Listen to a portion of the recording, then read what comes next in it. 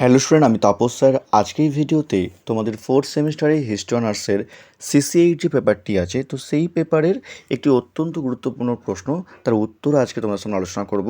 অর্থাৎ নোটস বলতে পারো। তোমাদের হচ্ছে সিসিএইটের একটি প্রশ্ন, ইংল্যান্ডে অর্থাৎ 1688 সালে ইংল্যান্ডের গৌরবময় বিপ্লবের তাৎপর্য আলোচনা করো, যেটি তোমাদের 2022 সালে এসেছিলো।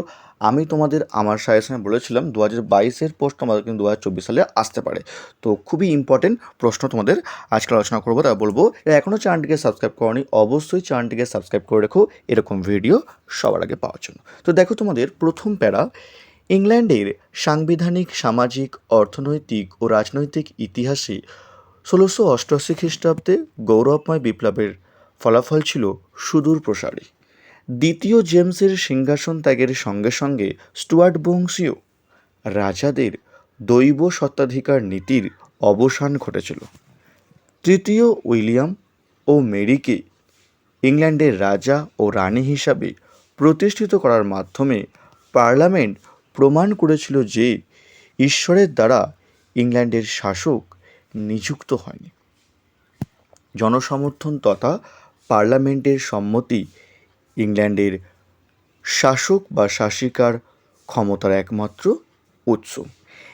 ইংল্যান্ডের ইতিহাসে এই গৌরবময় বিপ্লব ফ্রান্সের 1830 খ্রিস্টাব্দের জুলাই বিপ্লবের সঙ্গে তুলনীয়। অবশ্য ইংল্যান্ডের বিপ্লব জুলাই বিপ্লবের মতো রক্তপাতহীন ছিল না।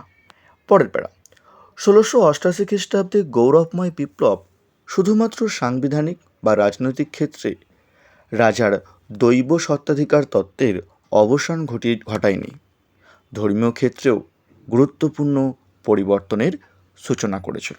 1688 খ্রিস্টাব্দ পর্যন্ত রাজার ধর্মকে উপেক্ষা করা প্রজার পক্ষে সম্ভব ছিল না। অর্থাৎ রাজা যে ধর্ম গ্রহণ করতো, সেই রাজার ধর্মকে কিন্তু উপেক্ষা করা কোনো প্রজার কিন্তু পক্ষে সম্ভব ছিল না। যদি কেউ শাসকের প্রতিষ্ঠিত ধর্মমতকে উপেক্ষা করত বা কোনো ধর্মীয় বিষয়ে রাজকীয় সিদ্ধান্ত অস্বীকার করত, সেক্ষেত্রে তার উপর জরিমানা ও অন্যান্য শাস্তি আরোপ করা যেত। কিন্তু 1688 খ্রিস্টাব্দে গৌরবময় বিপ্লব প্রচলিত ধর্মীয় ধারণার ক্ষেত্রে এক উল্লেখযোগ্য পরিবর্তন করেছিল। সেক্ষেত্রে আলোচ্য পর্বেই 1689 খ্রিস্টাব্দে প্রণীত সহিষ্ণুতার আইন প্রজা সাধারণের নিজ ইচ্ছা অনুযায়ী ধর্মীয় উপাসনা বা আরাধনার অধিকার স্বীকৃত হয়েছিল এবং ধর্মীয় ক্ষেত্রে কোনো মানুষের প্রতি কোনো শাস্তিমূলক ব্যবস্থা অবৈধ বলেই ঘোষিত হয়েছিল। পরের প্যারা, প্রায় সমগ্র সপ্তদশ শতক ধরে রাজা ও পার্লামেন্টের মধ্যে যে ক্ষমতা ও মর্যাদার প্রতিদ্বন্দ্বিতা চলেছিল, গৌরবময় বিপ্লবের সঙ্গে সঙ্গে তার অবসান ঘটেছিল। হুইগপন্থী ঐতিহাসিকরা সাধারণভাবে মনে করেন যে 1688 খ্রিস্টাব্দের বিপ্লব হবে স্বৈরতন্ত্রকে পার্লামেন্টের উপর নির্ভরশীল একটি সাংবিধানিক রাজতন্ত্র প্রতিষ্ঠা করেছিল। বিপ্লব পরবর্তীকালে ইংল্যান্ডে যে সাংবিধানিক রীতিনীতি প্রতিষ্ঠিত হয়েছিল, লেকমেরে তাকে সীমাবদ্ধ রাজতন্ত্র আখ্যা দিয়েছিলেন। অবশ্য এই বিষয়ে ঐতিহাসিকদের একাংশ দ্বিমত পোষণ করেছেন। কিছু ঐতিহাসিক মনে করেন যে এই বিপ্লব ছিল আসলে ইংল্যান্ডের সিংহাসন লাভের জন্য তৃতীয় উইলিয়ামের একটি ষড়যন্ত্র। অনেক আবার এর পিছনে অভিজাতদের ষড়যন্ত্র লক্ষ্য করেছেন। ঐতিহাসিক রজার লকিয়ার বলেছেন যে এই ব্যবস্থায় ইংল্যান্ডের কোনো পার্লামেন্টীয় সরকার প্রতিষ্ঠা করেনি, কারণ রাজা তখনও তার ইচ্ছামতো মন্ত্রীদের ও বিচারকদের নিয়োগ ও বরখাস্ত করতে পারতেন।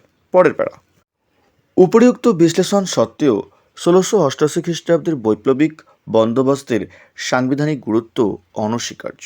এটা বিশেষভাবে উল্লেখযোগ্য যে তৃতীয় উইলিয়াম ও মেরি ইংল্যান্ডের সিংহাসনে চিরাচরিত নিয়ম অনুসারে আরোহণ করেনি। পার্লামেন্ট তাদের সিংহাসনে স্থাপন করেছিল, এক্ষেত্রে একটি উল্লেখযোগ্য পরিবর্তন লক্ষ্য করা যায়। এরা দুজনেই আইনের ভিত্তিতে এবং সাংবিধানিক রীতিনীতি অনুযায়ী দেশ শাসনের অধিকার অর্জন করেছিলেন। পরের প্যারা, তাই বলবো যারা এখনও চ্যানেলটিকে সাবস্ক্রাইব করনি অবশ্যই চ্যানেলটিকে সাবস্ক্রাইব করে রেখো এরকম ভিডিও সবার আগে পাওয়ার জন্য। তো দেখো তোমাদের পরের প্যারা, নেক্সট প্যারা। 1689 খ্রিস্টাব্দের আগে সিংহাসন অধিষ্ঠিত হওয়ার সময় রাজা বা রানী যে প্রতিশ্রুতি গ্রহণ করতেন তাতে পার্লামেন্টের কোনো উল্লেখ থাকতো না। তখন রাজা কেবল এই প্রতিশ্রুতি গ্রহণ করতেন যে তিনি তার পূর্ববর্তী শাসকদের মতো দেশের প্রচলিত রীতিনীতি ও আইন অক্ষুণ্ণ রাখবেন। সরি, তোমাদের আগের প্যারার সঙ্গে এটা অ্যাটাচ করে নেবে, ঠিক আছে? নেক্সট প্যারা দেখো, ঐতিহাসিকদের একাংশ মনে করেন যে 1688 খ্রিস্টাব্দের গৌরবময় বিপ্লবের ফলশ্রুতি হিসাবে ইংল্যান্ডের একদিকে রাজশক্তি ও অন্যদিকে পার্লামেন্টের মধ্যে যোগসূত্র হিসাবে ক্যাবিনেট প্রথার উদ্ভব ঘটতে শুরু করেছিল। অবশ্য অধ্যাপক জে কার্টার তার দ্য রেভলিউশন অ্যান্ড কনস্টিটিউশন শীর্ষক প্রবন্ধে মন্তব্য করেছেন যে 1690-এর দশকে ক্যাবিনেট ব্যবস্থার উদ্ভবের পিছনে গৌরবময় বিপ্লবের কোনো ভূমিকা ছিল না। তার মতে এর মূলে ছিল সেই যুগের কিছু আভ্যন্তরীণ সমস্যা। উইলিয়াম মাঝে মাঝে ইংল্যান্ডে অনুপস্থিত থাকতেন বলে এই সমস্যার উদ্ভব হয়েছিল। তার অনুপস্থিতিতেই রানী মেরি দেশ শাসন করতেন এবং প্রয়োজন বোধে প্রিভি কাউন্সিলের সদস্যদের মতামত ও পরামর্শ গ্রহণ করতেন। এইভাবে বৈপ্লবিক বন্দোবস্ত পরোক্ষ ফলশ্রুতি হিসাবে ক্যাবিনেট প্রথার উদ্ভব করেছিল। পরের প্যারা, অধ্যাপক ক্রিস্টোফার হিল তার দ্য সেঞ্চুরি অফ রেভলিউশন গ্রন্থে বৈপ্লবিক বন্দোবস্তের সঙ্গে সম্পর্কিত অর্থনৈতিক পরিবর্তনগুলির প্রতি আমাদের দৃষ্টি আকর্ষণ করেছেন। তিনি তার আলোচনায় দেখিয়েছেন কিভাবে এই যুগে পুরানো ধাঁচের একচেটিয়া বাণিজ্যিক অধিকার ক্ষুণ্ণ হয়েছিল। 1698 খ্রিস্টাব্দে রয়্যাল আফ্রিকান কোম্পানির সঙ্গে একটি বন্দোবস্তের মাধ্যমে মাত্র 10% রপ্তানি শুল্কের বিনিময়ে সমগ্র আফ্রিকার ব্যবসা উন্মুক্ত করে দেওয়া হয়। আবার সপ্তদশ শতাব্দীর শেষ দিকে ইংল্যান্ডের পশ্চিম অঞ্চলের বন্দরগুলি যথেষ্ট শ্রীবৃদ্ধি ঘটেছিল। এটা মনে করার কোনো কারণ নেই যে সেই যুগে সাধারণ মানুষদের অবস্থার উন্নতি হয়েছিল, বরং লাভবান হয়েছিল অভিজাত বণিক ও উদীয়মান জেন্টি শ্রেণী। শেষ প্যারা, লাস্ট প্যারা, উপরিউক্ত আলোচনা থেকে বোঝা যায় যে বিপ্লবের ফলে যে পরিবর্তনগুলি হয়েছিল সেগুলি বহু ক্ষেত্রে ছিল একটি প্রাচীন ব্যবস্থার ধারাবাহিক ও চূড়ান্ত রূপ। সম্পত্তির অধিকারী শ্রেণী যে এই বিপ্লবের ফলে উপকৃত হয়েছিল সেটা পুরোপুরিভাবে অস্বীকার করা যায় না। এই বন্দোবস্ত ছিল একটি সংকট মুহূর্তের সমকালীন ইংল্যান্ডের দুটি প্রধান রাজনৈতিক দল হুইগ ও টরিদের মধ্যে একটি অপূর্ব বোঝাপড়ার পরিণতি। তবে এর ফলে প্রজাসাধারণের ব্যক্তিস্বাধীনতা সুরক্ষিত হয়েছিল।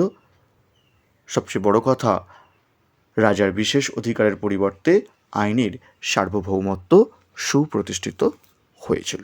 তো এই ছিল তোমাদের CC8-এর গৌরবময় বিপ্লবের তাৎপর্য মার্কস 10-এর আলোচনা করলাম। যদি ভিডিওটি ভালো লাগে অবশ্যই লাইক করো, আর যারা এখনও চ্যানেলটিকে সাবস্ক্রাইব করনি অবশ্যই চ্যানেলটিকে সাবস্ক্রাইব করে রেখো এরকম ভিডিও সবার আগে পাওয়ার জন্য। তো আজকের মতো এটুকুই।